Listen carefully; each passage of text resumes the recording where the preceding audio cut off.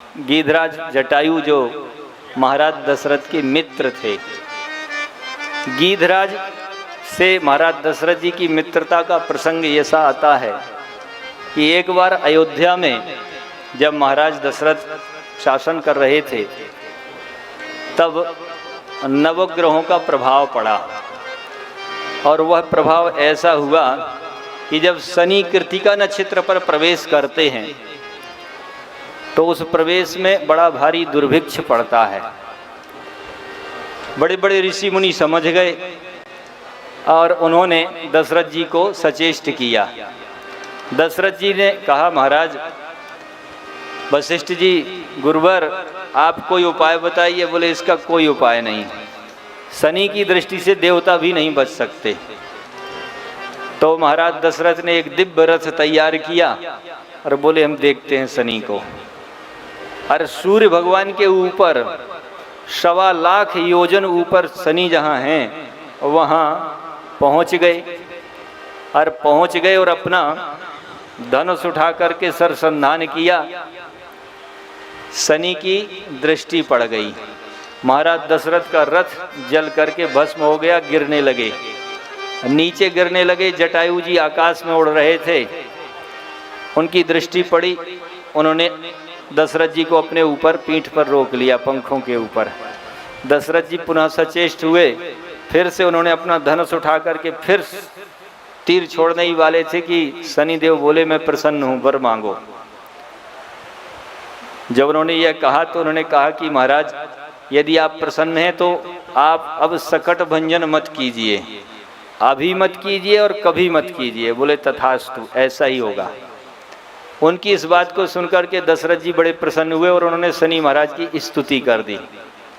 जो महाराज दशरथ की स्तुति का पाठ करता है, शनिदेव ने वरदान दिया है कि मैं उसके ऊपर कभी कुदृष्टि नहीं डालूंगा। अब दशरथ जी महाराज को जटायु जी ने नीचे उतारा, चलने लगे तो दशरथ जी बोले कि मैं अयोध्या नरेश महाराज दशरथ आपसे प्रार्थना करता हूं कि आपने मेरा सहयोग किया था, कुछ मांग लीजिए।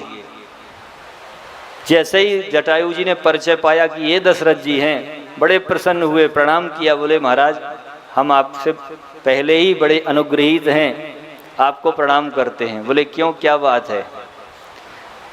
वो आप कहते हो वरदान मांग लीजिए, तो मैं मांगूंगा अवश्य। मैं आपसे मांगता हूं कि आप अपना ज्येष्ठ पुत्र हमें दे दीजिए। दशरथ जी संकुचित हो गए, बोले, ऐसा वरदान मांगा कि मैं आपकी पूर्ति नहीं कर सकता। बोले, आज ना सही, फिर कभी कर देना। बोले, अब आशा भी नहीं, बुढ़ापा है। बोले, आपको नहीं है आशा, पर हमें पता है, हमने ऋषि मुनियों के बीच में श्रवण किया है। और जटायु जी महाराज तो प्रणाम करके चले गए। और वही कारण है कि भगवान श्री राम ने जटायु जी का संस्कार किया स्वयं पिता के समान, क्योंकि भगवान श्री राम ज्येष्ठ पुत्र हैं। भगवान जानते हैं कि इन्होंने मुझे पहले मांग लिया था, मैं ही इनका पुत्र हूँ।